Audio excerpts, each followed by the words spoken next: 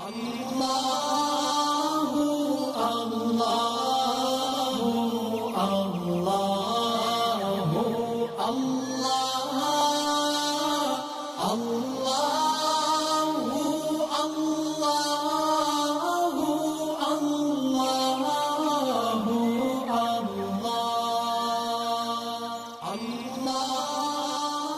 بالله من الشيطان الرجيم بسم الله الرحمن الرحيم واذكروا الله في أيام معدودات فمن تعجل في يومين فلا إثم عليه ومن تأخر فلا إثم عليه لمن اتقى واتقوا الله واعلموا أنكم إليه تحشرون ومن الناس من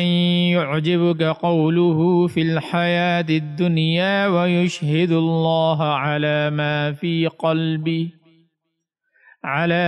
في قلبه وهو ألد الخصام وإذا تولى سعى في الأرض ليفسد فيها ويهلك الحرث والنسل والله لا يحب الفساد وإذا قيل له اتق الله أخذته العزة بالإثم فحسبه جهنم ولبئس المهاد ومن الناس من يشري نفسه ابتغاء مرضات الله والله رؤوف بالعباد۔ اور اللہ کو گنتی کے ان چند دنوں میں جب تم مینا میں مقیم ہو یاد کرتے رہو۔ پھر جو شخص 2 ہی دن میں جلدی چلا جائے اس پر بھی کوئی گناہ نہیں، اور جو شخص 1 دن بعد میں جائے اس پر بھی کوئی گناہ نہیں۔ یہ تفصیل اس کے لیے ہے جو تقوی اختیار کرے، اور تم سب تقوی اختیار کرو اور یقین رکھو کہ تم سب کو اسی کی طرف لے جا کر جمع کیا جائے گا۔ اور لوگوں میں ایک وہ شخص بھی ہے کہ دنیاوی زندگی کے بارے میں اس کی باتیں تمہیں بڑی اچھی لگتی ہیں، اور جو کچھ اس کے دل میں ہے اس پر وہ اللہ کو گواہ بھی بناتا ہے، حالانکہ وہ تمہارے دشمنوں میں سب سے زیادہ کٹر ہے۔ اور جب اٹھ کر جاتا ہے تو زمین میں اس کی دوڑ دھوپ اس لیے ہوتی ہے کہ وہ اس میں فساد مچائے اور فصلیں اور نسلیں تباہ کرے، حالانکہ اللہ فساد کو پسند نہیں کرتا۔ اور جب اس سے کہا جاتا ہے کہ اللہ کا خوف کر تو نخوت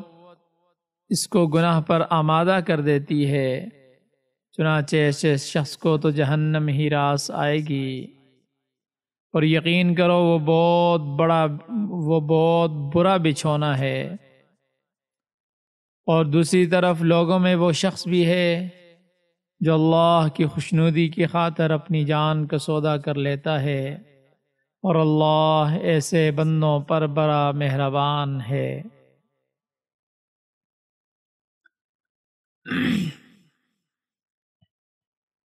پچھلی آیات میں حج کے احکام میں سے مینا کا ذکر تھا، اور وہاں پر یہ فرمایا تھا کہ فَاذْكُرُوا اللَّهَ كَذِكْرِكُمْ آبَاءَكُمْ او اشد ذکرا، کہ اپنے آباء و اجداد کی طرح یا اس سے بھی زیادہ اللہ تعالیٰ کا ذکر کرو اور غرور و تکبر کو چھوڑ دو۔ اب آگے ارشاد فرمایا وَاذْكُرُوا اللَّهَ فِي أَيَّامٍ مَّعْدُودَاتٍ، اللہ تعالیٰ کو یاد کرو چند گنتی کے دنوں میں۔ ان چند ایام سے مراد ایام تشریق ہیں،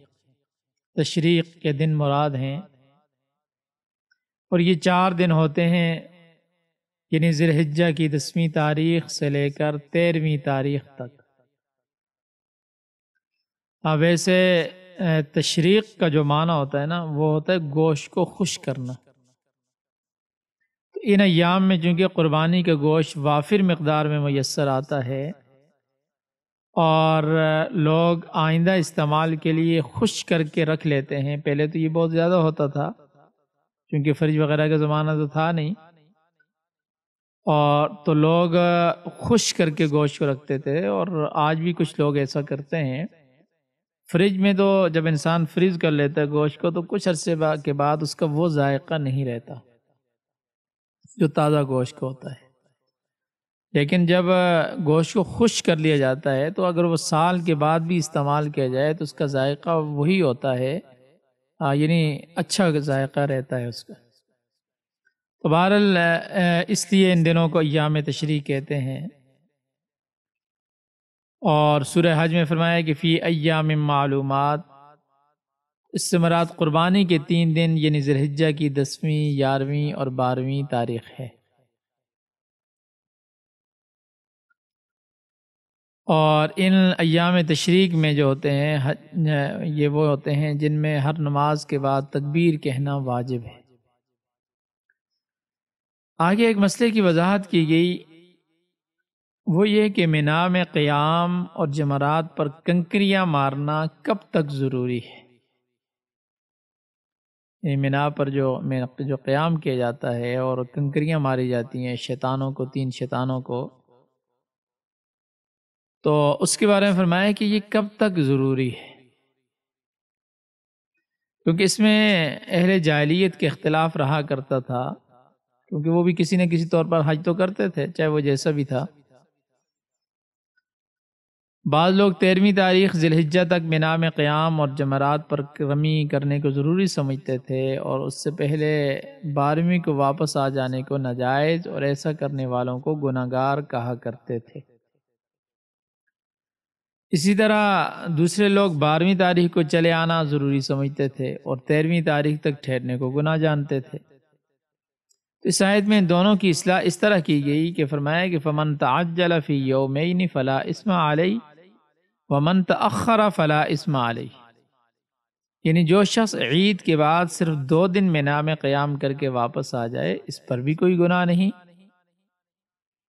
اور جو تیسرے دن تک مؤخر کرے اس پر بھی کوئی گناہ نہیں۔ یہ دونوں فریق جو ایک دوسرے کو گناہگار کہتے ہیں، یہ غلو کرتے ہیں، یہ زیادتی کرتے ہیں، یہ غلطی میں مبتلا ہے۔ صحیح بات یہ ہے کہ حجاج حاجیوں کو دونوں صورتوں میں اختیار ہے، جس پر چاہیں عمل کریں۔ ہاں، اس میں جو افضل ہے، جو اولا ہے، جو بہتر ہے وہ یہی ہے کہ تیسرے دن تک ٹھہریں۔ اسی وجہ سے فقہاء نے یہ مسئلہ بیان کیا ہے کہ جو شخص دوسرے دن غروب آفتاب سے پہلے مینا سے چلا آیا، مینا سے آ گیا، اس پر تیسرے دن کی رمی واجب نہیں، لیکن اگر سورج غروب جو ہوا ہے وہ مینا میں ہوا ہے، وہ بھی مینا میں تھا کہ سورج غروب ہو گیا دوسرے دن کا، پھر تیسرے دن کی رمی کرنے سے پہلے وہاں سے واپس آ جانا اب جائز نہیں رہتا۔ البتہ تیسرے دن کی رمی میں یہ رعایت رکھی گئی ہے کہ یہ زوال آفتاب سے پہلے یعنی صبح کے بعد بھی ہو سکتی ہے۔ اور مینا سے واپسی کا اور اس میں حجاج کو اختیار دینے کا ذکر فرمانے کے بعد جو کچھ کہا گیا کہ دوسرے دن واپس آ جائے تو کچھ گناہ نہیں، اور تیسرے دن واپس آ جائے تو کچھ گناہ نہیں، فرمایا کہ یہ سب اس شخص کے لیے ہیں، یہ ساری باتیں جو اللہ تعالیٰ سے ڈرنے والا اور اس کے احکام کی پابندی کرنے والا ہے، کیونکہ حج تو ہر حقیقت میں ہے ہی اسی کا نا، جس کے دل میں اللہ کا خوف ہے، اللہ کا ڈر ہے، جیسا کہ اللہ پاک نے خود دوسری جگہ ارشاد فرمایا انما یتقبل اللہ من المتقین، یعنی اللہ تعالیٰ عبادت انہی کی قبول کرتا ہے جو اللہ تعالیٰ سے ڈرنے والے اور اللہ کی فرمانبرداری کرنے والے۔ اور جو شخص حج سے پہلے بھی گناہوں میں ملوث تھا اور حج کے اندر بھی بے پرواہی سے کام لیتا رہا اور حج کے بعد بھی اسی طرح گناہوں سے پرہیز نہیں کر رہا، اسی طرح گناہوں میں ملوث ہے، اس کو اس کے حج کا کوئی فائدہ نہیں دے گا۔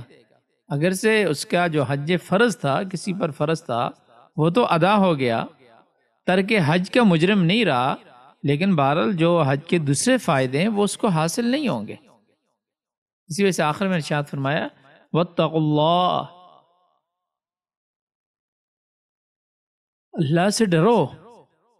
اللہ سے ڈرتے رہو، وَاعْلَمُوا، جان لو أَنَّكُمْ إِلَيْهِ تُحْشَرُونَ، کہ تم سب اللہ کے پاس جمع ہونے والے ہو، وہ تمہارے کھلے اور چھپے ہوئے اعمال کا حساب لیں گے، ان پر جزا و سزا دیں گے۔ احکام حج میں جو اوپر کی آیات میں بیان کیے ہیں، یہ جملہ در حقیقت ان سب کی روح ہے، بلکہ اگر یہ کہا جائے کہ یہ جملہ ہر عبادت کی روح ہے تو تب بھی ٹھیک ہے۔ اور اس کے معنی یہ ہے کہ خاص ایام حج میں جبکہ اعمال حج میں مشغول ہو، اس وقت بھی اللہ سے ڈرو، احکام حج میں کوئی کوتاہی نہ کرو، اور بعد میں بھی اپنے حج پر مغرور نہ ہو کہ اب تو میں حاجی ہو گیا ہوں، الحاج، حاجی، بلکہ اللہ تعالیٰ سے ڈرتے رہو اور گناہوں سے اجتناب کرو، گناہوں سے بچتے رہو، کیونکہ اعمال کے وزن کے وقت انسان کے گناہ اس کے نیک اعمال کو کھا جائیں گے، نیک اعمال کا اثر اور وزن ظاہر نہیں ہونے دیں گے۔ حج کے متعلق حدیث میں آتا ہے کہ جب انسان حج سے فارغ ہو کر آتا ہے تو اپنے سابقہ گناہوں سے ایسا صاف ہو جاتا ہے جیسے وہ ماں کے پیٹ سے آج ہی پیدا ہوا ہے۔ اس لیے خاص طور سے حاجیوں کو آئندہ کے لیے تقوی کی ہدایت کی گئی کہ پچھلے گناہوں سے پاک ہو چکے ہیں، آگے احتیاط رکھیں، تو دنیا اور آخرت کی بلائی تمہارے لیے ہے۔ ورنہ ظاہر سی بات ہے جو شخص حج کے بعد پھر گناہوں میں مبتلا ہو گیا تو پچھلے گناہوں کی معافی اس کو کوئی خاص کام نہیں آئے گی، بلکہ علماء نے یہ فرمایا ہے کہ حج مقبول کی، حج مبرور کی علامت یہ ہے کہ اپنے حج سے اس طرح واپس آئے کہ اس کا دل دنیا کی محبت سے فارغ اور آخرت کی طرف راغب ہو۔ ایسے شخص کا حج مقبول اور گناہ معاف ہیں اور دعائیں اس کی مقبول ہیں۔ حج کے دوران میں جگہ جگہ انسان اللہ تعالیٰ سے اطاعت و فرمانبرداری کا معاہدہ اس کے گھر کے سامنے کرتا ہے۔ اگر حج کرنے والے اس کا دھیان رکھیں، اس معاہدہ کے پورا کرنے کا آئندہ اہتمام بڑی آسانی کے ساتھ ہو سکتا ہے۔ ایک بزرگ فرماتے ہیں کہ میں حج سے واپس آیا تو اتفاقاً میرے دل میں ایک گناہ کا وسوسہ پیدا ہوا، تو مجھے غیب سے ایک آواز آئی کہ کیا تو نے حج نہیں کیا؟ کیا تو نے حج نہیں کیا؟ یہ آواز میرے اور اس گناہ کے درمیان میں دیوار بن گئی اور اللہ تعالیٰ نے مجھے محفوظ فرما دیا۔ یعنی انسان جب حج سے واپس آئے تو پھر اپنی زندگی کو اس طرح گزارے کہ اسے یاد رہے کہ میں نے حج کیا تھا، میں نے وہاں جا کر اللہ سے کیا کیا وعدے کیے تھے، اور اپنی زندگی کو اس طرح گناہوں سے بچا کر گزارے۔ ایک بزرگ فرماتے ہیں، ایک بزرگ تھے، ان کا حال یہ تھا کہ ہمیشہ اپنے سر پر ایک نور کا مشاہدہ کیا کرتے تھے۔ وہ حج کو گئے اور فارغ ہو کر جب واپس آئے تو یہ کیفیت بجائے بڑھنے کے بالکل ختم ہو گئی۔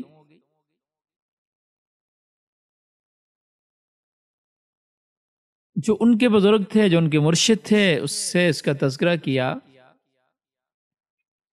تو انہوں نے فرمایا کہ حج سے پہلے تمہارے اندر تواضع اور انکساری تھی، اپنے آپ کو گناہگار سمجھ کر اللہ تعالیٰ کے سامنے الحاح جاری کرتے تھے۔ حج کے بعد تم اپنے آپ کو نیک اور بزرگ سمجھنے لگے، اس لیے یہ حج ہی تمہارے لیے غرور کا سبب بن گیا، اسی وجہ سے وہ کیفیت زائل ہوگی اور ختم ہوگی۔ اس لیے انسان کو حج کرنے کے بعد ایک تو حج بھی پورے اہتمام کے ساتھ ہر چیز کا خیال رکھتے ہوئے کیا جائے، اور پھر حج کے بعد یہ نہیں کہ میں اب حاجی بن گیا ہوں، نہیں، یہ سمجھے کہ میری ذمہ داری اب بڑھ گئی ہے، اللہ نے پچھلے میرے گناہ معاف کر دیے ہیں، اب آئندہ گناہوں سے بچنا میری ذمہ داری ہو چکی ہے، کیونکہ متقی متقی کون ہے؟ حضرت عبداللہ بن عباس فرماتے ہیں کہ متقی وہ ہے جو کفر، شرک اور گناہ سے بچ جائے، یہاں تک کہ چھوٹے چھوٹے گناہوں سے بھی پرہیز کرے، وہ ہے متقی۔ اللہ والے چھوٹی چھوٹی باتوں کا بھی فکر کرتے ہیں کہ کہیں اللہ تعالی کی نافرمانی نہ ہو جائے۔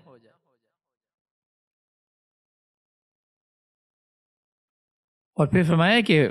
وَاعْلَمُوا أَنَّكُمْ إِلَيْهِ تُحْشَرُونَ، یاد رکھو ایک وقت آنے والا ہے جب تم سب اللہ تعالیٰ کے سامنے اکٹھے کیے جاؤ گے۔ اور بخاری شریف کی روایت میں آتا ہے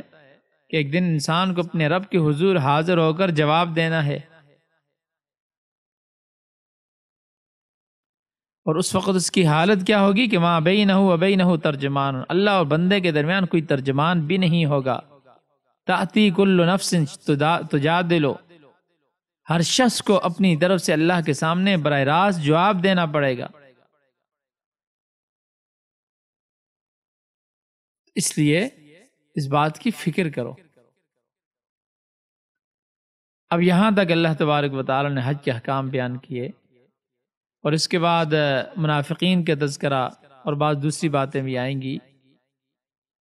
تو اس کا ذکر ہے اگلی آیت میں،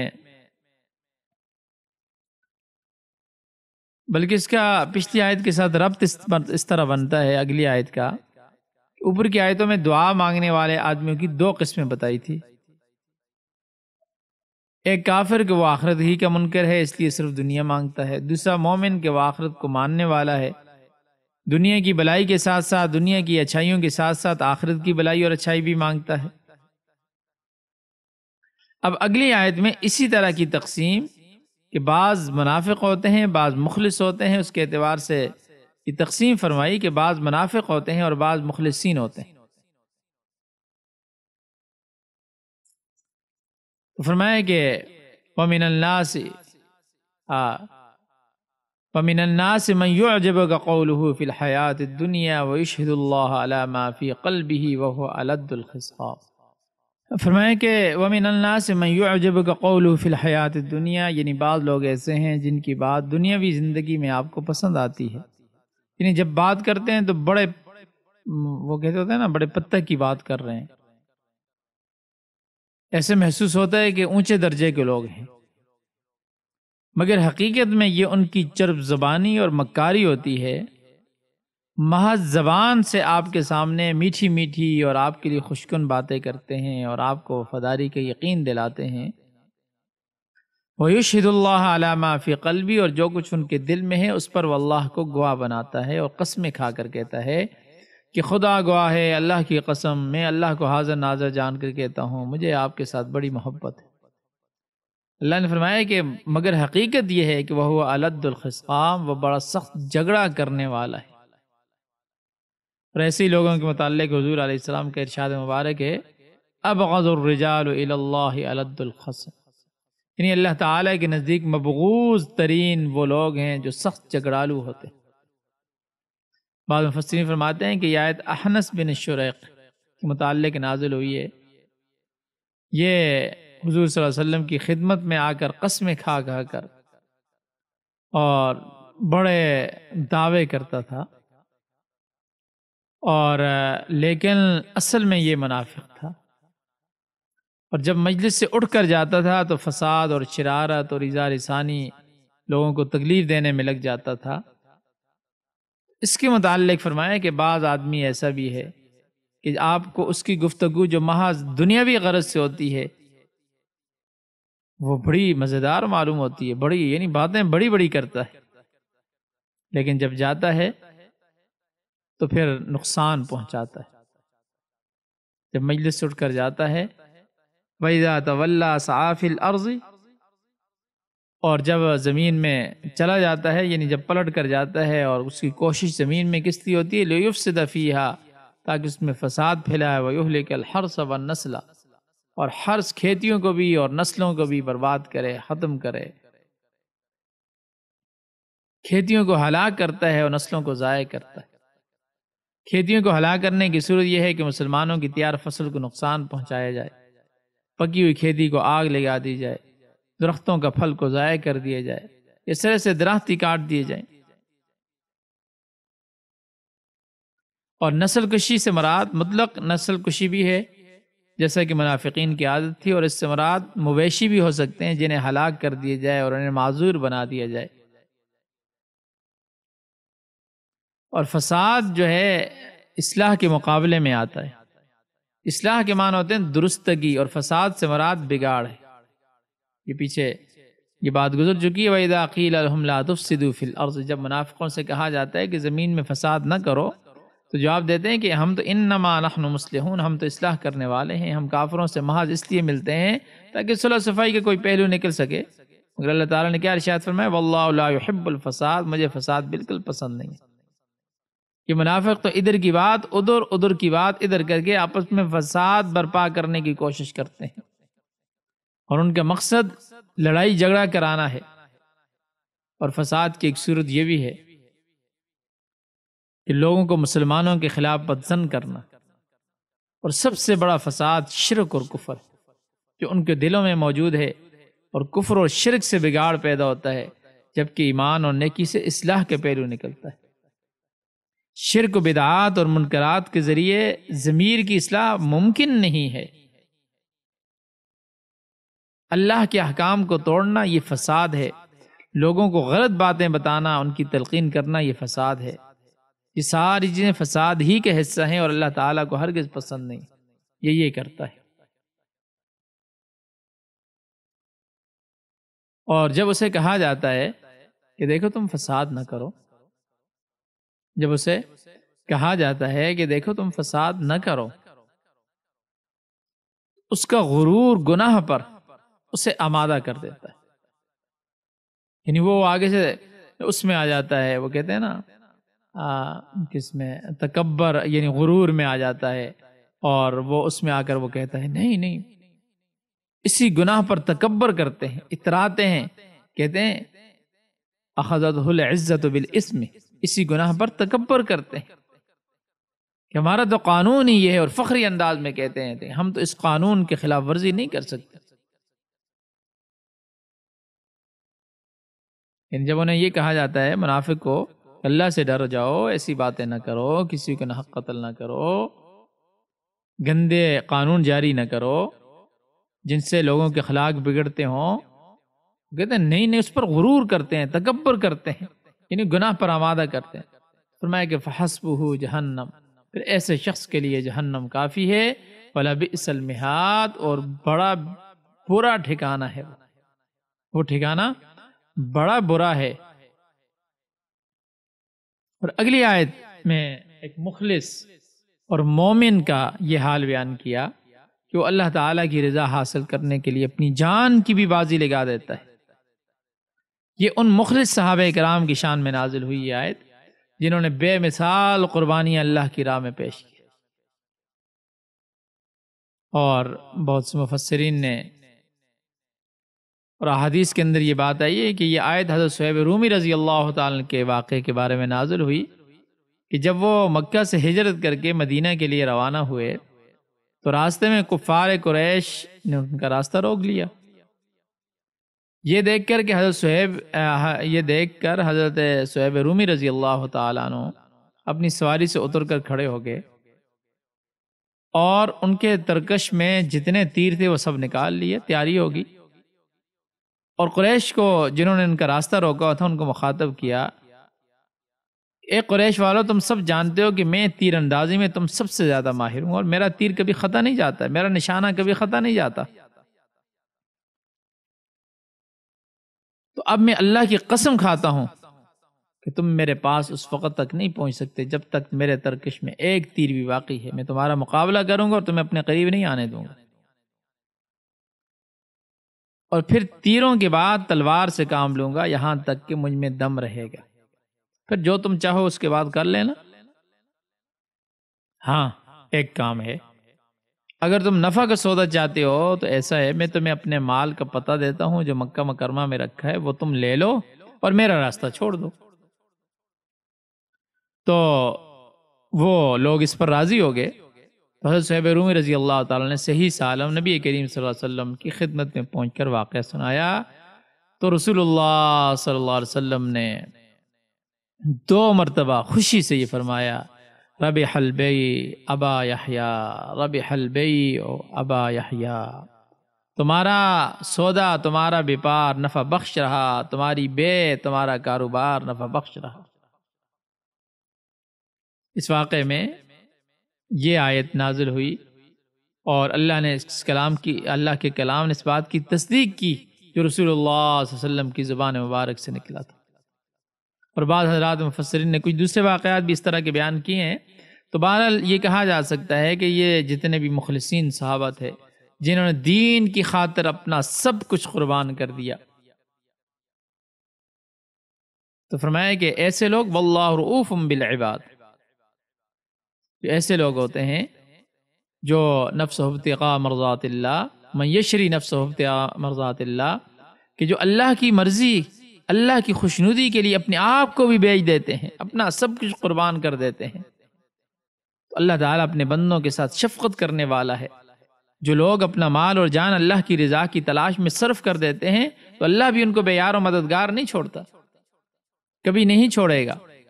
وہ تو بڑا ہی مہربان ہے۔ اور یہ بھی اس کی خاص مہربانی ہے کہ ان کے دلوں کو نیکی کی طرف پھیر دیا، وہ ہر قربانی کے لیے تیار ہو گئے۔ چنانچہ ان کے حق میں نتیجہ بھی خوب ہی نکلے گا، بڑا زبردست نتیجہ نکلے گا۔ اور کیا نتیجہ نکلے گا کہ جنت کے اعلیٰ درجوں پر وہ فائز ہوں گے، اور اللہ تعالیٰ خاص مہربانی کرنے والا ہے۔ اب ترجمہ دیکھ لیں۔ وَاذْكُرُوا اللَّهَ فِي أَيَّامٍ مَّعْدُودَاتٍ، اور تم اللہ کو یاد کرو گنتی کے چند مقررہ دنوں میں۔ فَمَن تَعَجَّلَ فِي يَوْمَيْنِ فَلَا إِثْمَ عَلَيْهِ، پس جو 2 دن جلتی چلا گیا اس پر کوئی گناہ نہیں۔ وَمَن تَأَخَّرَ فَلَا إِثْمَ عَلَيْهِ لِمَنِ اتَّقَى، اور جس نے تاخیر کی اس پر کوئی گناہ نہیں، یہ اس کے لیے ہے جو ڈرتا رہا۔ وَاتَّقُوا اللَّهَ، اور تم اللہ سے ڈرو۔ وَاعْلَمُوا أَنَّكُمْ إِلَيْهِ تُحْشَرُونَ، اور جان لو کہ تم اس کی طرف جمع کیے جاؤ گے۔ وَمِنَ النَّاسِ مَن يُعْجِبُكَ قَوْلُهُ فِي الْحَيَاةِ الدُّنْيَا وَيَشْهِدُ اللَّهَ عَلَى مَا فِي قَلْبِهِ، اور لوگوں میں کوئی ایسا بھی ہے کہ اس کی بات تمہیں بلی معلوم ہوتی ہے، اچھی معلوم ہوتی ہے دنیاوی زندگی کے کاموں میں، اور وہ اللہ کو گواہ بناتا ہے اپنے دل کی بات پر۔ وَهُوَ لَدُّ الْخِصَامِ، حالانکہ وہ سخت جھگڑالو ہے۔ وَإِذَا تَوَلَّى سَعَىٰ فِي الْأَرْضِ لِيُفْسِدَ فِيهَا، اور جب وہ لوٹے تو زمین میں دوڑتا پھرے تاکہ اس میں فساد کرے۔ وَيُهْلِكَ الْحَرْثَ وَالنَّسْلَ، اور تباہ کرے کھیتی اور نسل۔ وَاللَّهُ لَا يُحِبُّ الْفَسَادَ، اللہ فساد کو ناپسند کرتا ہے۔ وَإِذَا قِيلَ لَهُ اتَّقِ اللَّهَ أَخَذَتْهُ الْعِزَّةُ بِالْإِثْمِ فَحَسْبُهُ جَهَنَّمُ، اور جب اس کو کہا جائے کہ اللہ سے ڈر تو اس کو عزت غرور گناہ پر آمادہ کرے، اس کے لیے جہنم کافی ہے۔ وَلَبِئْسَ الْمِہَادُ، البتہ وہ برا ٹھکانہ ہے۔ وَمِنَ النَّاسِ مَن يَشْرِي نَفْسَهُ ابْتِغَاءَ مَرْضَاتِ اللَّهِ، اور لوگوں میں سے ایک وہ ہے جو اپنی جان بیچ ڈالتا ہے اللہ کی رضا حاصل کرنے کے لیے۔ واللہ رؤوف بالعباد، اور اللہ بندوں پر مہربان ہے۔ صدق اللہ العظیم۔